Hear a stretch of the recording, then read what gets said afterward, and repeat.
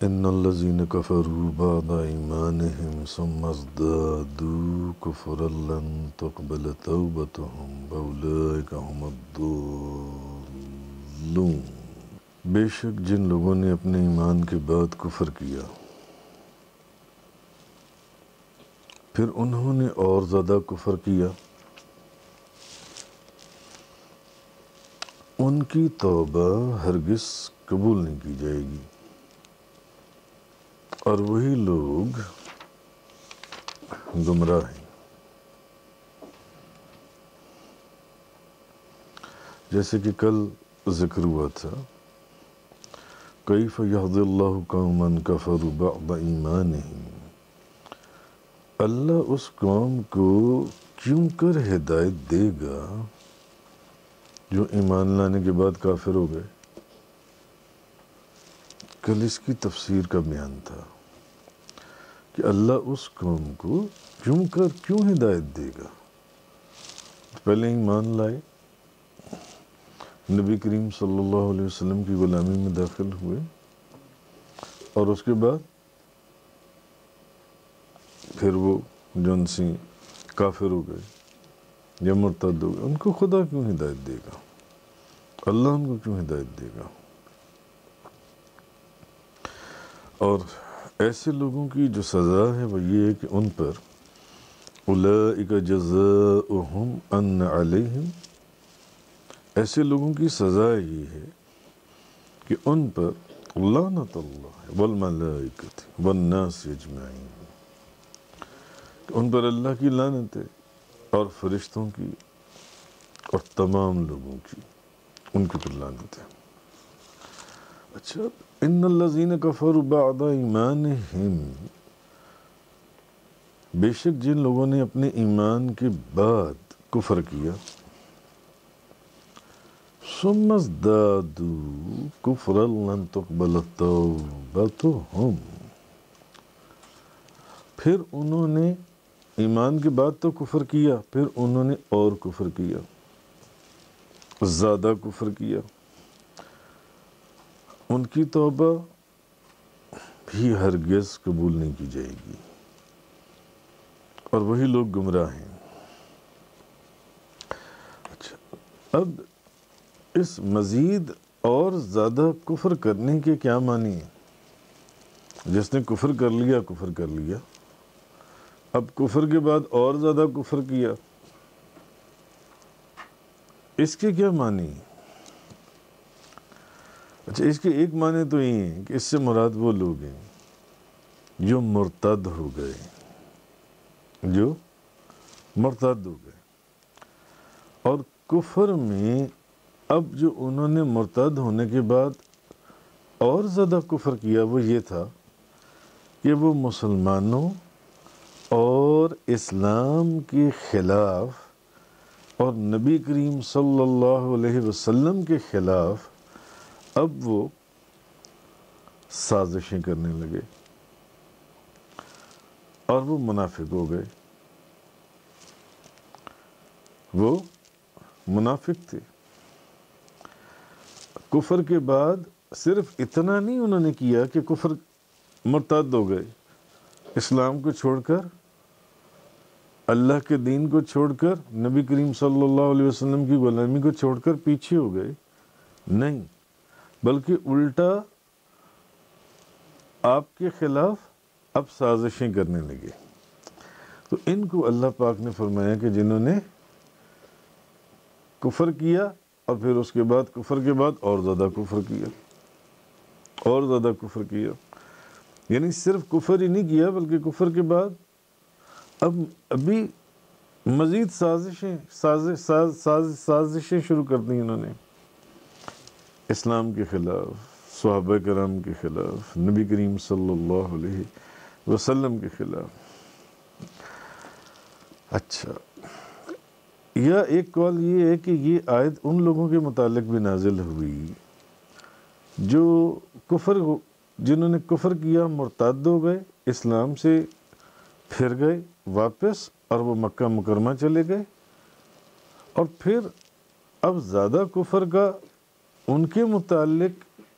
کیا معنی ہے، وہ یہ کہ اب وہ مکہ مکرمہ میں آپ کو سیرت اور احادیث میں ایسے واقعات ملتے ہیں کہ نبی کریم صلی اللہ علیہ وسلم کے لیے، صحابہ کرام کے لیے گھات لگا کر بیٹھ گئے کہ ہم آپ کو نقصان پہنچائیں. یعنی اب ایک صرف کفر نہیں کیا کہ مرتد ہو گئے، نہیں، بلکہ اب اس کے اوپر مزید کفر یہ کیا، ثم ازدادوا کفرا، اور انہوں نے زیادہ کفر کیا کہ اب وہ آپ کو مزید نقصان پہنچانے کے درپے ہو گئے. اچھا، ایک یہ بھی ہے کہ اہل کتاب جو ہیں وہ آپ صلی اللہ علیہ وسلم کی بعثت سے پہلے آپ پر ایمان لے آئے تھے.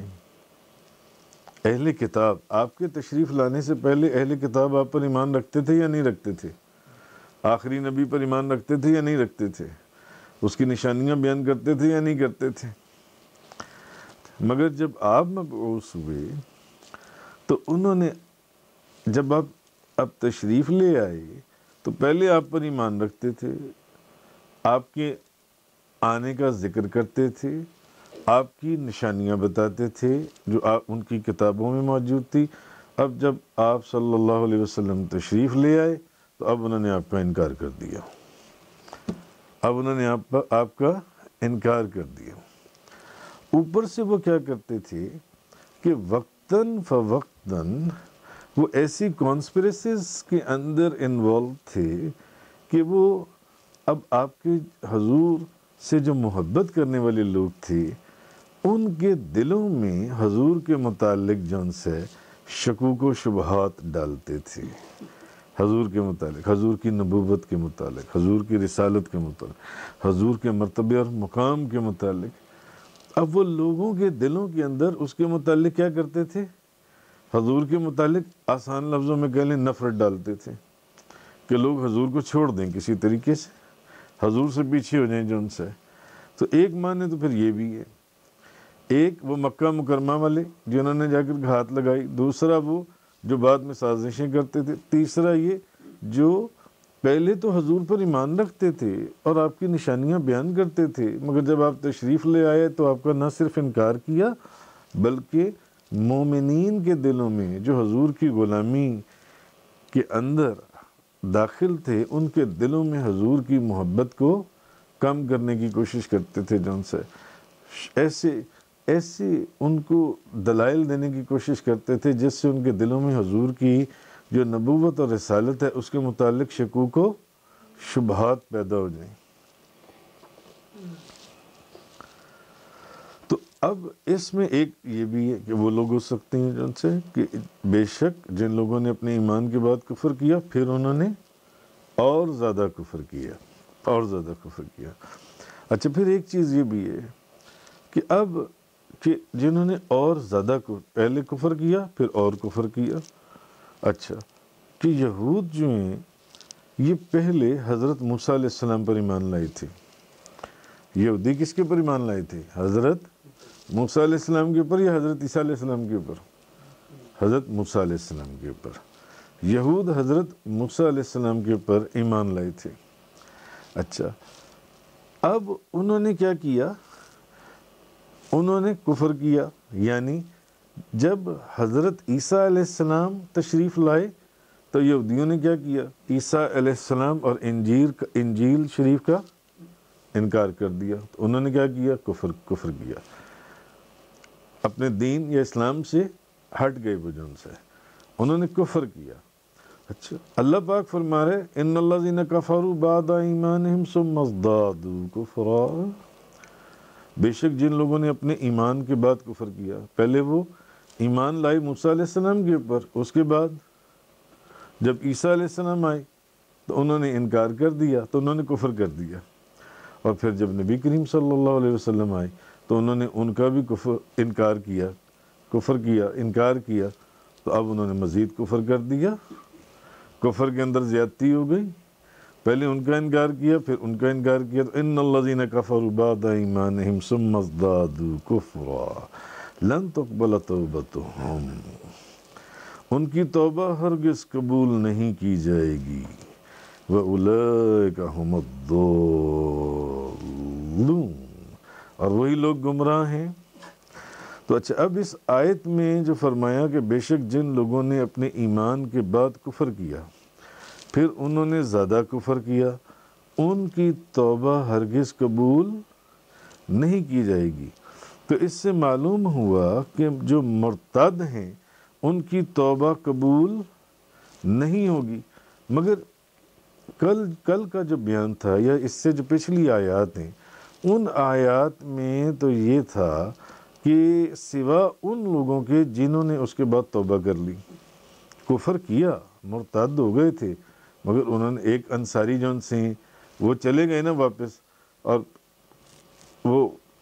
مرتد ہو گئے، کفر کیا، مگر پھر انہوں نے کچھ لوگوں کو نبی پاک صلی اللہ علیہ وسلم کی بارگاہ میں بھیجا کہ میں دوبارہ ایمان لانا چاہتا ہوں، تو توبہ قبول ہو گئی نا، پھر سے نبی پاک صلی اللہ علیہ وسلم کی غلامی میں داخل ہو گئے۔ مگر اب اس آیت میں تو یہ کہا جا رہا ہے کہ لن تقبل توبتہم، ان کی توبہ ہرگز قبول نہیں کی جائے گی، ان کی توبہ ہرگز نہیں قبول۔ تو پھر اس کا کیا معنی ہوگا؟ وہاں تو کہا تھا کہ نہیں، اس کے بعد اگر انہوں نے توبہ کر لی تو توبہ قبول ہو جائے گی جن سے، تو یہاں جن سے تو سوا ان لوگوں کے جنہوں نے اس کے بعد توبہ کر لی وہ نیک ہو گئے۔ یہ کل کی پچھلی آیات کے اندر یہ آیا تھا۔ تو پھر اس کے معنی کیا ہیں جن سے؟ اصل میں اس کے معنی یہ کہ کن کی توبہ قبول نہیں کی جائے گی؟ توبہ ان کی قبول نہیں کی جائے گی کہ جس وقت اس نے دیکھا کہ اب میرا موت کا وقت آ گیا، اب میں آخری لمحے کے اندر ہوں، یا نزع روح کا وقت آ گیا، اور اب وہ توبہ کرے کہ میں تو آخری سانس پہ توبہ کر لوں جلدی سے جنسی ہے، یا کوئی آخری جب عذاب اس نے دیکھا مرتے وقت، جو انسان دیکھتا ہے تو اس نے فوراً توبہ کی۔ تو یہ وہ لوگ ہیں، ان کے متعلق اللہ فرما رہا ہے کہ ان کی توبہ نہیں قبول کی جائے گی۔ ہاں، اس سے پہلے جس نے توبہ کر لی اس کی توبہ جو سی ہے وہ قبول کی جائے گی جو سی ہے۔ وَلَيْسَتِ التَّوْبَةُ لِلَّذِينَ يَعْمَلُونَ السَّيِّئَاتِ حَتَّى إِذَا حَضَرَ أَحَدَهُمُ الْمَوْتُ قَالَ إِنِّي تُبْتُ الْآنَ وَلَا الَّذِينَ يَمُوتُونَ وَهُمْ كُفَّارٌ أُولَئِكَ أَعْتَدْنَا لَهُمْ عَذَابًا أَلِيمًا۔ ان لوگوں کی توبہ قبول نہیں ہوگی جو مسلسل گناہ کرتے رہتے ہیں، حتیٰ کہ ان میں سے جب کسی کو موت آئی تو اب موت کے وقت وہ کہے، یہ اب سورۃ النساء ہے، موت کے وقت وہ یہ کہے کہ میں نے اب توبہ کی، اور نہ ان لوگوں کی توبہ قبول ہوگی جو حالت کفر میں مر جاتے ہیں، ان کے لیے ہم نے دردناک عذاب تیار کر رکھا ہے۔ تو جن لوگوں نے صرف زبان سے توبہ کی، اخلاص اور صدق نیت سے توبہ نہیں کی، ان کی بھی توبہ قبول نہیں ہوگی، کوئی توبہ نہیں۔ آگے فرمایا ان الذین کفروا وماتوا وهم کفار، بے شک جن لوگوں نے کفر کیا اور وہ حالت کفر میں مر گئے، اگلی آیت میں فرمایا جا رہا ہے ان الذین کفروا وماتوا وهم کفار، بے شک جن لوگوں نے کفر کیا اور وہ حالت کفر میں ہی مر گئے، فَلَن يُقْبَلَ مِنْ أَحَدِهِمْ مِلْءُ الْأَرْضِ ذَهَبًا وَلَوِ افْتَدَىٰ بِهِ، ان میں سے اگر کوئی شخص تمام روئے زمین، جتنی بڑی زمین ہے، اتنا بھی سونا فدیے میں دے کہ مجھے بخش دیا جائے، یہ میرے سے سونا لے لیا جائے، تو اس کی توبہ نہیں قبول ہوگی، ہرگز اس کی توبہ قبول نہیں ہوگی۔ ان کے لیے کیا ہے؟ اولئک لہم عذاب علیم، انہی لوگوں کے لیے دردناک عذاب ہے، وما لہم من ناصرین، اور ان کا کوئی مددگار نہیں ہے، ان کا کوئی مددگار نہیں ہے۔ اچھا، اب جو شخص اسلام قبول کرنے کے بعد کافر ہو جائے، اس نے اسلام قبول کیا اور وہ کافر ہو گیا، اور تا دم مرگ وہ کفر پر قائم رہے، مرتے وقت تک وہ کفر کے اوپر قائم رہے، اسلام قبول کیا تھا مگر بعد میں کافر ہو گیا، اور اب مرتے دم تک وہ کفر پر قائم رہا تو اللہ تعالیٰ اس کی توبہ قبول نہیں فرماتا، اس کی توبہ قبول نہیں فرماتا۔ مرتے وقت اگر اس نے آخری سانس کے وقت توبہ کی نہیں، روح کے نکلتے وقت اس نے توبہ کی نہیں، عذاب کو دیکھ کر اس نے توبہ کی تو نہیں، اب نہیں، اور اس کو تو اللہ تعالیٰ ہدایت نہیں دیتا اس شخص کو، تو اس کے لیے سخت سزا ہے، اور اس کی سزا یہ کہ وہ ہمیشہ جہنم میں رہے گا، اور اس کے عذاب میں نہ تو کوئی کمی کی جائے گی اور نہ اس کو مہلت دی جائے گی۔ لیکن البتہ ان میں سے جو شخص نادم ہو جائے اور تائب ہو گیا اور اس نے بد اعمالیوں کی تلافی کی اور نیک عمل کر لیے تو اللہ تعالیٰ اس کی توبہ قبول فرما لے گا اور اس کے لیے رحمت اور مغفرت کا دروازہ کھول دے گا۔ جس نے وقت سے پہلے توبہ کر لی اللہ کی بارگاہ میں، توبہ کے لیے یہ ضروری نہیں ہے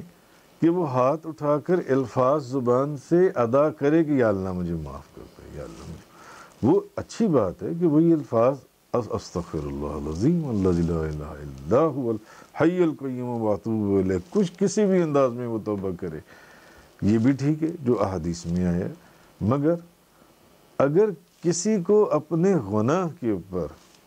صرف شرم اور ندامت ہو کہ میرے سے یہ غلط کام ہو گیا، یہ بھی توبہ کی ایک قسم ہے، یہ بھی توبہ کی ایک قسم ہے، صرف اس کو شرم ہو اپنے دل میں، ندامت ہو اس کو، یا اللہ یہ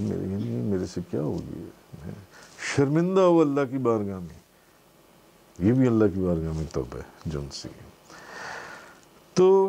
جن لوگوں نے ایمان لانے کے بعد کفر کیا اور مسلسل کفر کرتے رہے، جس کی میں نے کئی قسمیں بیان کی، اور موت کو دیکھ کر توبہ کی یا صرف زبان سے توبہ کی، دل سے توبہ نہیں کی، اللہ تعالیٰ ان کی توبہ قبول نہیں فرمائے گا۔ اور جو کافر کفر پر فوت ہو گیا، جو کافر، اللہ تعالیٰ اس کی کسی نیکی کو ہرگز قبول نہیں فرمائے گا۔ کوئی بندہ کہے کہ فلاں کافر جن سے مر گیا مگر تھا بڑا سخی جن سا ہے، بڑی سخاوت کرتا تھا، اس کی سخاوت کسی کا، خواہ اس نے عبادت کی نیت سے، خواہ اس کافر نے بھلے عبادت کی نیت سے روئے زمین کے برابر سونا خیرات کیا ہو، اور نہ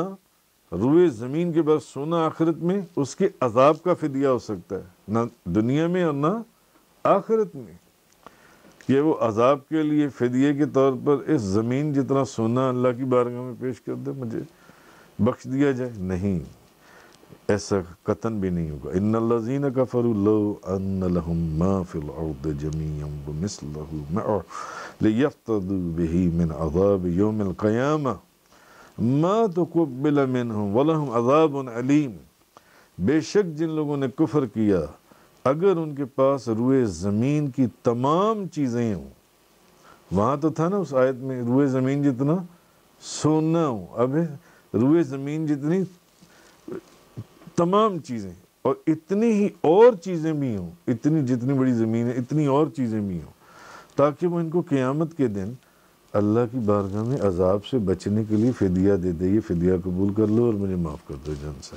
تو وہ ان سے قبول نہیں کی جائیں گی، ان کے لیے وَلَهُمْ عَذَابٌ عَلِيمٌ۔ یہاں پر بھی یہی ہے کہ ان کے لیے دردناک عذاب ہے، دردناک۔ بخاری شریف حضرت انس بن مالک رضی اللہ تعالی عنہ بیان کرتے ہیں، نبی کریم صلی اللہ علیہ وسلم آپ فرماتے تھے قیامت کے دن ایک کافر کو لایا جائے گا، ایک کافر آئے گا، اس سے کہا جائے گا یہ بتا اگر تیرے پاس اتنا سونا ہو جو تمام زمین کے برابر سونا ہو، تمام زمین، کیا تو اس کو فدیے میں دے گا؟